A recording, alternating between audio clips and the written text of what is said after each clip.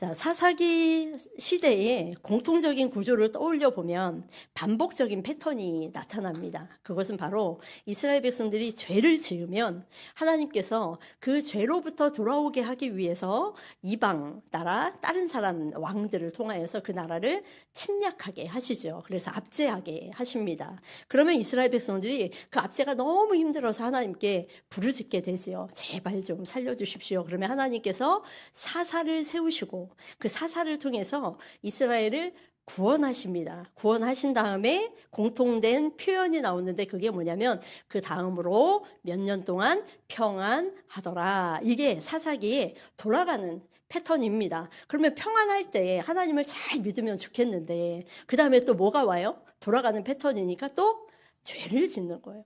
그러면은 또 압제당하고 또 부르짖고 또 사사를 세우고 구원하고 또 평안이 오고 이게 이제 계속 쳇바퀴처럼 돕니다. 그런데 사사기 말씀에 보니까 갈수록 미묘하게 복잡한 그러한 구조가 나타나는데 그게 바로 이 사사 기드온 시대 때입니다. 자, 구원을 받은 다음에 평안이 와야 되는데 구원을 받은 다음에 이상하게 다시 미묘한 타락으로 치닫는 모습을 오늘 기드온의 말씀을 통해서 우리가 알 수 있습니다. 자, 앞으로 기드온의 설교는 이번 주와 다음 주 두 번 하면 이제 기드온의 설교가 이제 결말이 나게 되거든요. 결말을 통하여서 도대체 하나님은 사사기를 통하여서 우리에게 무슨 말씀을 해주려고 하시는지 오늘 말씀을 잘 귀담아 들으면 참 좋겠습니다. 자, 기드온은 므낫세 지파의 사람입니다. 그리고 므낫세 지파의 자손 중에 아비에셀이라는 가문에 속한 사람입니다. 이 가문에 속한 사람들이 오브라 지역에 모여서 살고 있는데 이 사람들에 대해서 6장 1절에 보니까 또 뭐라고 써 있냐면 여호와의 목전에 악을 행했다라고 이야기하는 거예요. 똑같이 사사기의 패턴이 지금 죄라는 패턴이 지금 딱 나온 거죠. 자, 그러니까 하나님께서는 이웃 나라인 미디안이 쳐들어와서 이스라엘 백성들을 괴롭게 하는데 그게 몇 년 동안 이어져요? 7년이란 세월이 이루어진 거예요. 자, 7년 동안 버틴 이스라엘도 참 대단한데 그 가운데 7년 동안 하나님을 부르짖지 않은 이스라엘도 참 대단한 것 같아요. 7년 후에 너무너무 힘드니까 하나님께 이제 부르짖어요. 하나님, 우리 좀 살려주십시오. 도대체 도무지 못 살겠습니다. 그래서 하나님께서 사사를 세우시는데 누구를? 기드온을 사사로 세우신 거예요.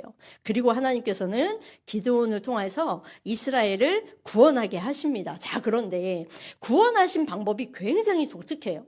그 전에 있는 모든 사사들을 통해서는 전쟁을 통하여서 직접 전쟁에 나가서 상대방을 처치하고 차단하는 거였는데 기드온에 대한 방법에는 인간의 노력과 인간의 어떤 힘이나 능력으로 미디안을 쳐부신 게 아니라 하나님의 독특한 방법이 나타납니다. 무엇으로? 나팔과 빈 항아리와 횃불을 가지고 이 세 개만 가지고 누구를? 미디안을 쳐부시는 사건이 나타납니다. 이것은 바로 무엇이냐면 전적으로 하나님이 일하셨고 하나님이 전쟁의 왕이 되시고 하나님이 전쟁에서 승리케 하셨다라는 것을 드러낸 전적인 하나님의 주권적인 싸움이었습니다. 자, 그러면 우리가 7장 22절을 한번 살펴보도록 하겠습니다. 같이 한번 읽겠습니다.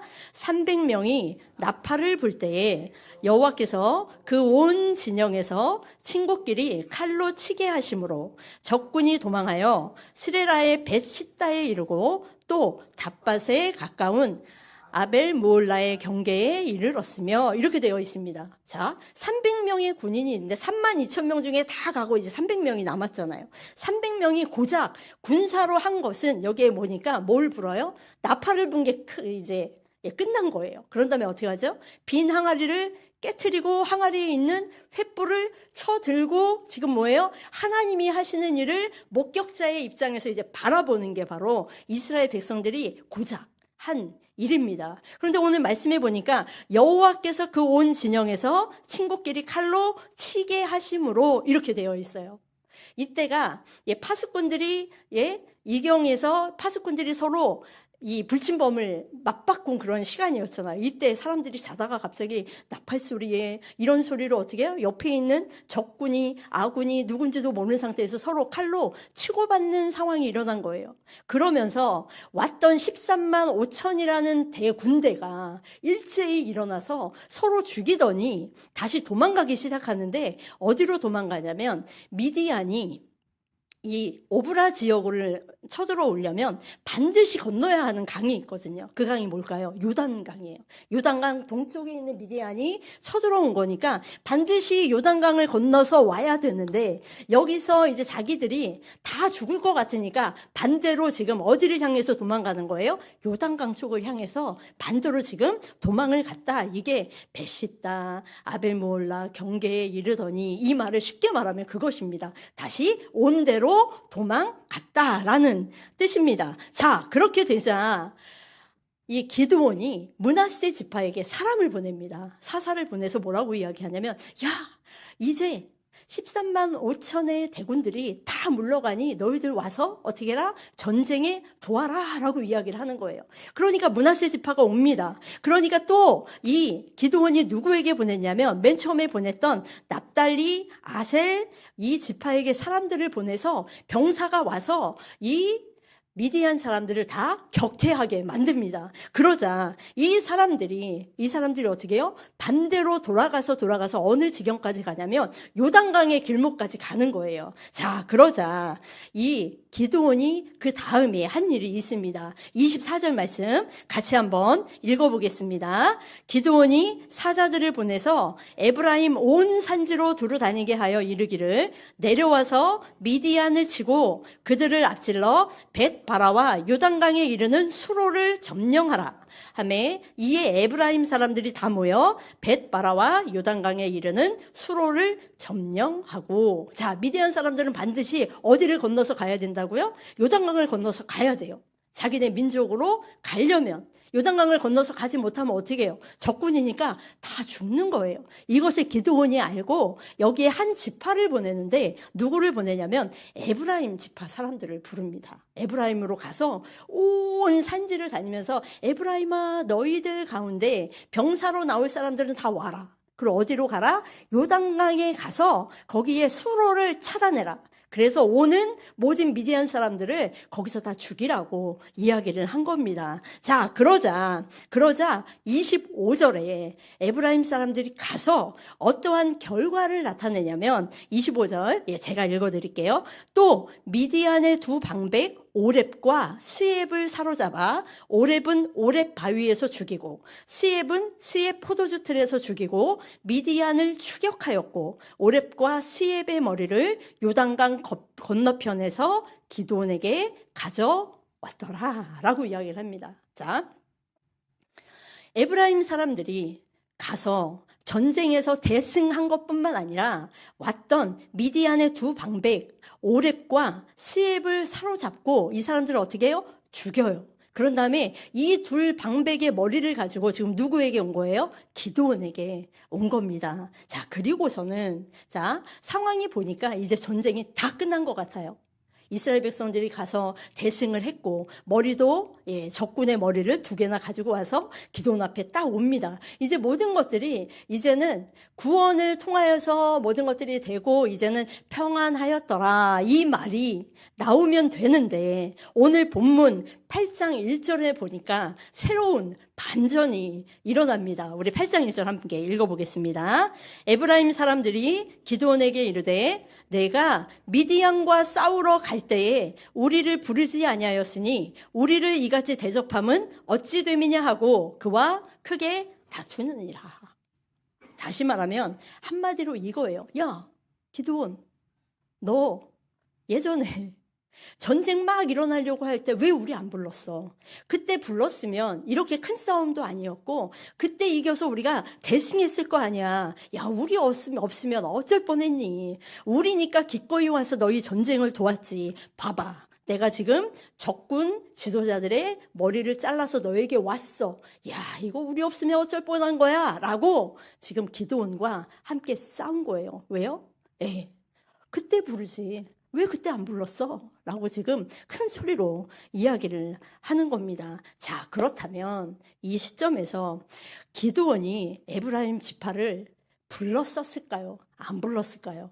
그걸 우리가 한번 보면 이 안에 숨어있는 의미가 얼마나 엄청난 의미가 숨겨져 있는지 우리가 알 수 있습니다. 6장 33절에 보니까 이렇게 써 있습니다. 6장 33절 같이 한번 읽어보겠습니다. 그때에 미디안과 아말렉과 동방 사람들이 다 모여 요단강을 건너와서 이스라엘 골짜기에 진을 치니라. 자, 미디안 사람들이 7년째 되는 날 이스라엘을 완전히 쑥대밭으로 만들고 완전히 없애버리려고 연합군으로 쳐들어옵니다. 그때 미디안, 아말렉, 동방 사람들까지 다 이끌고 요단강을 건너서 와서 이스라엘 평야 골짜기에 진을 친 거예요.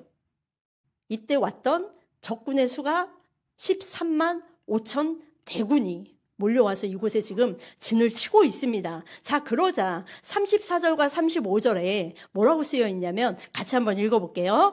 여호와의 영이 기드온에게 임하니 기드온이 나팔을 불매 아비에셀이 그의 뒤를 따라 부름을 받으니라. 자, 기드온이 이때 하나님의 영이 기드온에게 임하니까 겁쟁이 기드온이 어떻게 해요? 아, 하나님의 뜻이구나 하고서 뭘 불어요? 나팔을 불어요.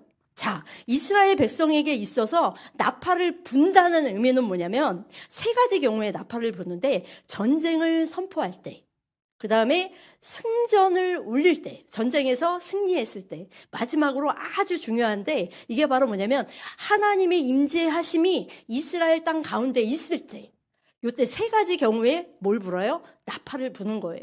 근데 여기서는 지금 보니까 여호와의 영이 기드온에게 임하니 뭐예요? 하나님의 임재하심이 있는 거예요. 그리고 이 상태에서 기드온이 뭘 불어요?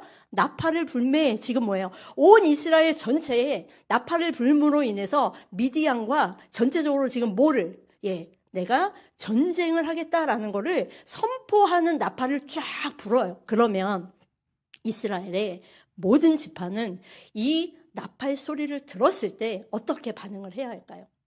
사자를 보내지 않고 모든 것을 보내지 않더라 하더라도 이스라엘의 모든 지파는 나팔을 불었을 때 모든 병력이 기드온에게로 다 와야 하는 게 정상적이었다는 거예요. 그런데 오늘 말씀에 보니까 나팔을 불었는데 아비에셀이 그의 뒤를 따라 부름을 받으니라.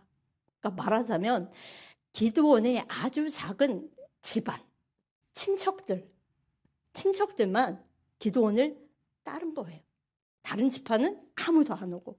그러니까 35절에 뭐라고 쓰여 있냐면 같이 읽겠습니다. 기드온이 또 사자들을 온 므낫세에 두루 보내매 그들도 모여서 그를 따르고 또 사자들을 아셀과 스불론과 납달리에 보내매 그 무리도 올라와 그를 영접하더라. 모이지 않으니까 그 다음에 사자를 누구에게 보내요? 므낫세 지파니까 므낫세로 보내요. 또 사자들을 아셀, 스불론, 납달리에 보내요. 그래서 그들이 와요. 근데 여기에 명단에 에브라임이 있어요? 없어요? 없는 거예요. 오지도 않았고 사자를 보낼 수도 없는 그러한 악한 처지에 있었던 지파가 바로 이 에브라임 지파라는 겁니다. 자, 그러면 에브라임 지파는 어떤 지파지요? 므낫세와 거슬러 올라가면 요셉의 두 아들 므낫세와 에브라임이잖아요. 그렇죠? 형제지간이었고 그 다음에 야곱이 죽을 때 이들에게 축복을 해줄 때 므낫세보다 에브라임 지파를 더 축복해준 집안이 바로 이 에브라임이었고 이때 당시에 가장 유력했던 지파가 가장 유명하고 힘이 제일 셌던 지파가 바로 이 에브라임 지파입니다. 그런데 이 지파는 어떻게 해요? 나팔을 불렀을 때도 오지 못하고 사자를 보내는 그 명단에도 끼지 못할 정도로 하나님 앞에 악하고 교묘한 지파가 이 에브라임 지파였던 것입니다. 이때 에브라임 지파는 꿈쩍도 하지 않고 나타나지 않았는데 이런 지파가 이제 와서 왜 미디안과 싸우러 갈 때 그때 우리 부르지 않았냐라고 지금 화를 내고 있는 겁니다. 자, 개별로 사람을 보내지 않은 것에 대해서 화를 낸 거라면 정말 거룩한 분노라고 할 수 있을 것인데 그들이 어떠한 말을 듣고 지금 마음이 풀리거든요. 그 말을 들으면 우리가 그 말의 의미를 알면 이 지파의 마음에 이 지파의 의도가 무엇인지 우리가 발견할 수 있다는 겁니다. 우리 본문 2절과 3절 말씀을 같이 한번 읽어보겠습니다. 기드온이 그들에게 이르되 내가 이제 행한 일이 너희가 한 것에 비교되겠느냐. 에브라임의 끝물 포도가 아비에셀의 만물 포도보다 낫지 아니하냐. 하나님이 미디안의 방백 오렙과 스엡을 너희 손에 넘겨주었으니 내가 한 일이 어찌 능히 너희가 한 것에 비교되겠느냐 하니라. 기드온이 이 말을 하매 그때에 그들의 노여움이 풀리니라. 자, 이게 한마디로 말하면 이거예요. 우리가 전에 했던 모든 일 이거 아무것도 아니야. 너가 마지막 판에 요단강에 와서 한 일이 얼마나 큰 일인지 너네가 모든 전쟁의 승패를 좌우한 거야. 너네 정말 대단해. 너네가 아니었으면 우리는 이 모든 전쟁에서 이길 수 없을 거야 하고 지금 극찬을 하고 있는 겁니다. 그거에 대한 표현을 지금 만물과 끝물이라는 표현을 하거든요. 이스라엘 백성에게 있어서 이 만물은 뭐냐면 첫 번째 수확에서 얻어진 극상품의 포도를 이야기합니다. 그러니까 상품 가치가 완전 최고의 가치를 가지고 있지요. 끝물은 뭐냐면 끝물은 수확하고 맨 마지막에 나온 포도로 이 상품 가치가 없는 그런 것을 끝물이라고 하거든요. 근데 이거를 반대로 기드온이 이렇게 얘기하는 거예요. 우리가 맨 처음에 행한 이거 만물 같아 보이지? 근데 이거 아무 의미가 없지. 너네가 끝물처럼 행한 마지막에 이 사건이 정말 엄청난 거야. 야, 모든 구원의 모든 영광은 너희에게 있어 라고 이야기하니까 그제서야 지금 어떻게 해요? 에브라임이 마음이 풀리니라 라고 이야기를 하는 겁니다. 자, 그러면 이것은 무엇을 의미할까요? 이 전쟁의 모든 영광, 이스라엘 나라의 구원에 대한 모든 영광을 하나님이 아니라 지금 누구에게 돌리고 있다는 거예요? 에브라임. 자기네가 모든 공로를 떠안게 되자 그 말에 좋은 거예요. 하나님, 그분 없이 살아간 삶이 하루 이틀이 아닌데 하나님이 우리를 인도해? 하나님의 영광, 그것은 헤아릴 수 없는 그런 게 아니라 이미 치부시 되고 이미 없어진 지 오래인 시대가 바로 이 시대라는 겁니다. 자기들에게 이득이 되고 유익이 되고 승리의 지분이 떨어지는 전쟁이라면 그렇게 평가받는다면 내가 최고지 라고 포장하여서 살아가던 시대가 바로 이 시대라는 것입니다. 승리할 것이 분명하다면 빨리 자신들에게 말해서 참여하라고 했어야 하는데 왜 그때 안 불렀어? 그때 불렀으면 우리가 도와줬으면 이렇게까지 어렵지 않았잖아 하고 에브라임은 어떻게 해요? 자화자찬하며 자신이 왕인 것처럼 모든 전쟁에 왕이 자기인 것처럼 지금 흘러가는 것을 보고 있는 것입니다. 자, 그렇다면 기드온이 한껏 에브라임을 높이고 있어서 자신은 겸손한 것처럼 보이는데 과연 기드온의 마음은 어떤 마음을 가지고 있을까요? 그 다음 사건을 바라보면 그것에 대한 해답이 나옵니다. 자, 에브라임 지파가 요단강 길목을 막아서 요단강을 건너지 못하고 이러한 모든 사람들을 격파합니다. 근데 그럼에도 불구하고 요단강을 건너서 도망가는 나머지 군인들의 이러한 미디안 군대가 있었습니다. 그들은 미디안에서 오는 숫곳과 분우엘이라는 지역을 당연히 거쳐서 오기 때문에 갈 때도 분명히 그 지역을 거쳐서 가야 되거든요. 그러니까 기드온과 300군인이 그곳을 막 쫓아갑니다. 근데 얼마나 힘들었겠어요. 오늘 성경에 보니까 피곤하여라고 이야기를 하거든요. 전쟁으로 인하여서 피곤한데 먹을 것도 없는 거예요. 자, 그러다가 숫곳이라는 곳에 이르릅니다. 그리고 숫곳의 방백들에게 이렇게 얘기하죠. 우리가 너무 피곤하다. 전쟁으로 인해서 너무 피곤하니 우리에게 떡덩이를 좀 줘라 라고 이야기를 하는 거예요. 다시 말하면 전쟁 물자를 전쟁을 위한 먹이를 우리에게 좀 줘라 라고 이야기를 합니다. 우리가 지금 미디안의 왕 세바와 살문나를 쫓고 있는데 우리에게 떡을 좀 주면 기운을 차리고 그들을 좀 잡아오겠다라는 겁니다. 그런데 숫곳의 방백들이 굉장히 냉소적인 반응을 보이고 있습니다. 8장 4절 말씀 우리 같이 한번 읽어볼까요? 같이 읽겠습니다. 숫곳의 방백들이 이르되 세바와 살문나의 손이 지금 내 손 안에 있다는 거냐? 어찌 우리가 내 군대에게 떡을 주겠느냐 하는지라. 자, 이 말은 한마디로 뭐냐면, 야, 너네가 지금 세바와 살문나를 쫓아가는데 그 전쟁이 가능하다고 생각해? 너희 손에 세바와 살문나가 있어? 야, 그렇다면 눈에 보이게 잡아와봐. 그러면 우리가 줄게. 근데 지금 보니까 뭐예요? 우리의 눈으로 보이지 않는 이 싸움은 가망이 없다는 겁니다. 그도 그럴 것이 만약에 여기서 떡덩이를 줬다는 소문을 미디안 군대에게 들어가고 세바와 살문나가 살아서 미디안까지 간다면 분명히 다시 그 지역을 통해서 어떻게 해요? 이스라엘 백성들을 다시 치러 올라오겠죠. 그때 미디안 사람들에 의해서 숫곳과 이곳은 다시 완전 파죽음이 될 것을 너무나 많이 알았을 겁니다. 그래서 아직 이길지 질지도 모르는데 괜히 너희를 도와서 미디안이 다시 돌아오면 우리만 피해를 보니 우리는 너를 도와줄 수 없다. 이게 바로 숫곳 사람들의 말이었습니다. 자, 이것은 사사기의 타락한 시대 정신을 그대로 보여주는 대목입니다. 하나님에 대한 불신과 사람의 이기심과 신앙적 무감각이 응축되어서 이때 당시에 하나님을 저버린 사람들의 그러한 반응이었던 겁니다. 자, 이 장면은 단지 빵을 주지 않을 거야, 떡덩이를 주지 않을 거야 라는 사건에서 끝난 게 아니라 하나님의 구원 사역에 동참하기를 거부한 불신앙의 선언이 되고 맙니다. 그래서 기드온이 뭐라고 이야기를 하냐면 이 숫곳 사람들에게 세바와 살문나를 하나님께서 내 손에 넘겨주신 후에 내가 돌아오면 너희들을 들가시와 찔레로 너희 살을 찢겠다라고 표현을 합니다. 자, 그렇다면 브누엘 사람들은 뭐라고 이야기를 했을까요? 8장 5절에 이렇게 얘기합니다. 같이 한번 읽어보실게요. 거기서 브누엘로 올라가서 그들에게도 그같이 구한즉 브누엘 사람들의 대답도 숫곳 사람들의 대답과 같은지라. 이 사람들도 우리가 줄 수 없다. 그들이 지금 너희 손에 있느냐라는 거예요. 자, 이렇게 되자 기드온이 뭐라고 얘기하냐면 내가 평안히 돌아올 때 너희들의 망대를 다 헐어버리겠다라고 이야기를 합니다. 그리고 세바와 살문나를 쫓아가서 세바와 살문나 이 미디안 왕들을 사로잡아요.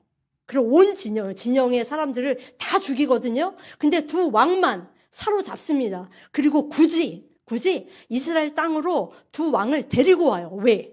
숫곳과 브누엘 그 사람들에게 보이려고 그곳에 가서 야, 너네들 봐라 라고 이야기를 하면서 뭐라고 이야기하냐면 8장 15절에 기드온이 숫곳 사람들에게 이르러 말하되 너희가 전에 나를 희롱하여 이르기를 세바와 살문나의 손이 지금 내 손에 있다는 거냐? 어찌 우리가 내 피곤한 사람들에게 떡을 주겠느냐 한 그 세바와 살문나를 보라라고 하는 거예요. 지금 너의 손에 있냐라고 이야기하니까 지금 와서 어떻게 해요? 내 손에 있다라고 어떻게 해요? 그 들가시와 찔레로 숫곳 사람들을 징벌하고 느부의 망대를 헐며 그 성읍 사람들을 다 죽이는 것입니다. 자, 그러면 마지막으로 이 기드온의 화냄과 살인적 보복은 타당한 것이었을까요? 하나님이 보시기에 어떤 것이었을까요? 그거에 대한 해답이 8장 15절에 이렇게 이야기합니다. 기드온이 숫곳 사람들에게 이르러 말하되 너희가 전에 나를 희롱하여 이르기를 이라고 이야기를 합니다.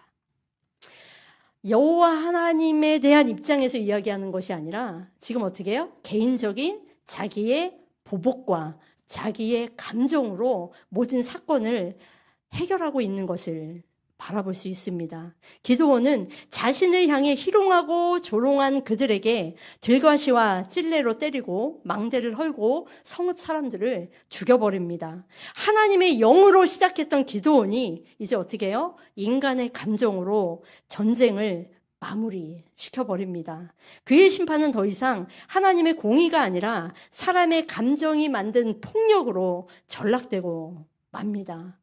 그래서 이 사건 이후로 마음속에 서서히 기드온의 마음속에는 하나님이 아니라 자기 스스로가 뭐가 되고 싶어 할까요? 왕이 되고 싶어 합니다. 그것을 다음 주에 우리가 살펴보게 됩니다. 자, 마음속에 서서히 하나님이 아니라 자기의 욕망과 감정이 깃들이게 되고 그 욕망은 자신이 왕이 되고 싶음으로 점점 나아가게 합니다. 그래서 그 왕이 되고 싶어하는 그 마음은 사사기에서 말씀하시는 그때에는 왕이 없었으므로 사람들이 자기 소견에 옳은 대로 행하니라 이 말씀과 대조적으로 다음 주에 엄청난 큰 사건으로 우리 앞에 나타나게 됩니다. 자, 말씀을 정리하기 원합니다. 기드온의 이야기는 결국 하나님의 전쟁이 아니라 인간의 전쟁으로 끝나버린 답없는 이야기로 끝나버립니다. 다음 주에 기드온에 대한 마지막 말씀을 살펴보게 될 텐데 인간의 답없음과 하나님의 긍휼하심이 얼마나 크게 대비되는지 그것을 우리가 살펴보게 될 것입니다. 에브라임은 하나님의 영광보다 자기의 명예를 구했고 숫꽃과 분우엘은 살아계신 하나님을 저버리고 보이는 인간 왕들의 보복에 두려워했으며 기드온은 하나님의 영으로 시작했지만 인간의 감정으로 마무리된 사건이 기드온 전체를 통해서 우리에게 보여주는 말씀입니다. 그러나 이 가운데 모든 환난과 어려움과 힘든 상황 속에서도 여전히 이스라엘을 저버리지 아니하시는 하나님의 긍휼하심, 그 긍휼하심은 여전히 살아서 사사기뿐만 아니라 지금까지 우리에게 계속 되어져 있다는 겁니다. 하나님 그분은 실패 속에서도 자신의 뜻을 이루시고 연약함 속에서도 자신의 뜻을 성취하시며 어떠한 인간의 잔악함 속에서도 하나님의 선하신 뜻은 계속해서 우리 가운데 펼쳐지고 계십니다. 그 뜻을 이루시기 위해 바로 왕이신 예수님을 그리스도로 우리에게 보내주시고 또한 우리의 모든 불의와 우리의 모든 악한 전쟁을 끝내시고 인간의 분노가 아닌 하나님의 평강으로 예수 그리스도께서는 이 땅을 지금도 다스리고 계십니다. 그러므로 사랑하는 우리 성도 여러분, 하나님의 일을 할 때 우리가 내가 한 일을 자랑하거나 결과가 확실해야만 움직이는 신앙, 또한 하나님의 주권을 무너뜨리고 이 세상에 보이는 어떤 것들을 통하여서 날마다 내 손에 뭐가 있는 줄 알아? 아니면 너 손에 정말 하나님의 능력이 주어졌어? 라고 반문하던 사사 시대처럼 우리가 살아가고 있지는 않는지 한번 반문해 보셨으면 좋겠습니다. 정말로 기드온의 시대처럼 우리는 횃불을 가지고 하나님께서 일하시는 것을 목격하며 살아가는 하나님의 백성들이고 또한 우리의 손에는 하나님의 일하심을 우리가 쥐어지고 하나님께 나아가는 우리가 하나님의 백성인 것을 고백해야 합니다. 지금 너희 손에 무엇이 있느냐? 네, 저의 손에는 하나님의 능력과 여호와의 능력이 있습니다. 이것을 가지고 날마다 변하지 아니하시고 변질되지 아니하시고 하나님의 능력으로 날마다 살아가시는 하나님의 종들이 하나님의 백성들이 되시기를 바라겠습니다.